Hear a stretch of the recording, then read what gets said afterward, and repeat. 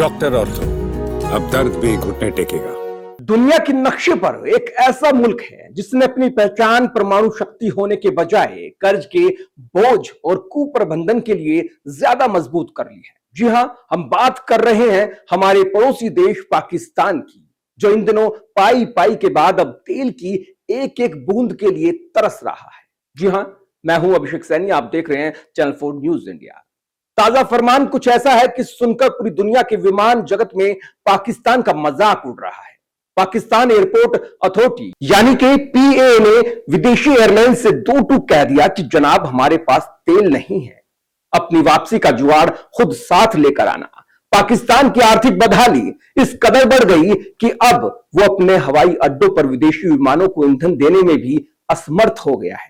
पीएए ने नोटम जारी कर विदेशी एयरलाइंस को सलाह दी है कि वो पाकिस्तान आते समय अपने साथ इतना पर्याप्त तेल लेकर चले कि वापस जाने के लिए उन्हें वहां से रिफ्यूलिंग ना करानी पड़े। ये किसी भी देश के लिए अंतरराष्ट्रीय शर्मिंदगी की प्रकाष्ठा है। सोचिए, एक देश जो खुद को दक्षिण एशिया का महत्वपूर्ण केंद्र मानता है, वो आज इस हालत में है कि वहां उतरने वाले अंतरराष्ट्रीय विमानों को यह डर सता रहा है कि कहीं वहां तेल की कमी के कारण वो फंस ना जाएं।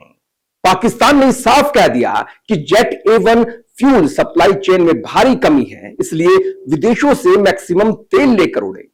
पाकिस्तान अपनी इस लाचारी के पीछे ईरान युद्ध और स्ट्रेट ऑफ हॉर्मुज़ के बंद होने का हवाला दे रहा है। यह सच है कि इस युद्ध की वजह से दक्षिण एशियाई देशों को तेल और गैस की आपूर्ति बाधित हुई है, लेकिन सवाल यह उठता है कि क्या यह समस्या सिर्फ पाकिस्तान के लिए है? जब भारत जैसा विशाल देश इस वैश्विक संकट के बीच भी अपनी अर्थव्यवस्था और आपूर्ति व्यवस्था को सुचारू रूप से चला रहा है, तो पाकिस्तान की सांसें क्यों फूलने लगी है?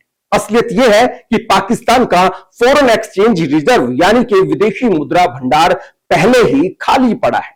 जब तिजोरी में पैसे ही ना हो तो कोई अंतरराष्ट्रीय कंपनी पाकिस्तान को उधारी पर तेल क्यों देगी? पाकिस्तान की यह हालत उसकी बरसों की खराब नीतियों और भीख मांगने वाली कूटनीति का नतीजा है। ईरान युद्ध का असर भारत पर भी पड़ा है, लेकिन भारत सरकार ने जिस सूझबूझ से इसे संभाला है, वो पाकिस्तान के लिए एक सबक होना चाहिए। भारत में भी एविएशन टरबाइन फ्यूल यानी कि एटीएफ की कीमतों में रिकॉर्ड बढ़ोतरी हुई है, लेकिन यहां ध्यान देने वाली बात यह है कि भारत ने अपने घरेलू बाजार और आम आदमी को बचाने के लिए नीतिगत सुरक्षा कवच तैयार किया है। भारत में तेल महंगा जरूर हुआ है, लेकिन यहां किसी एयरलाइंस को यह नहीं कहा गया कि अपना तेल साथ लेकर आए। भारत की रिफाइनरीज और आपूर्ति श्रृंखला आज भी वैश्विक दबाव के बावजूद मजबूती से खड़ी है। वहीं पाकिस्तान का हाल देखिए, वहां की डोमेस्टिक एयरलाइंस को तो जैसे तैसे तेल देने का वादा किया गया है, लेकिन विदेशी एयरलाइंस को हाथ जोड़ लिए गए हैं। यह अंतर है एक उभरती हुई अर्थव्यवस्था और एक डूबते हुए मुल्क के बीच। अगर यही हालात रहे तो जल्द ही अंतरराष्ट्रीय एयरलाइंस पाकिस्तान के लिए अपनी उड़ानें बंद कर सकती है। कोई भी एयरलाइंस अपना वजन यानी कि फ्यूल वेट बढ़ाकर उड़ान भरना पसंद नहीं करती, क्योंकि इससे विमान की कार्य क्षमता कम होती है और परिचालन लागत बढ़ती है। अगर पाकिस्तान तेल देने में विफल रहता है तो विदेशी कंपनियां पाकिस्तान को अपनी सूची से हटा देंगी। पाकिस्तान के लिए यह संकट केवल ईंधन का नहीं बल्कि साख का है। जिस देश में बिजली नहीं है, खाने को आटा नहीं है और अब विमानों को देने के लिए तेल नहीं है, वो आखिर किस बुनियाद पर खुद को एक राष्ट्र के रूप में देखता है?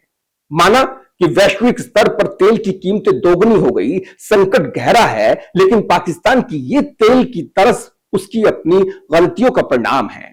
वो आतंक की नर्सरी को पालता है, लेकिन अपने हवाई अड्डों पर ईंधन का स्टॉक नहीं रखता।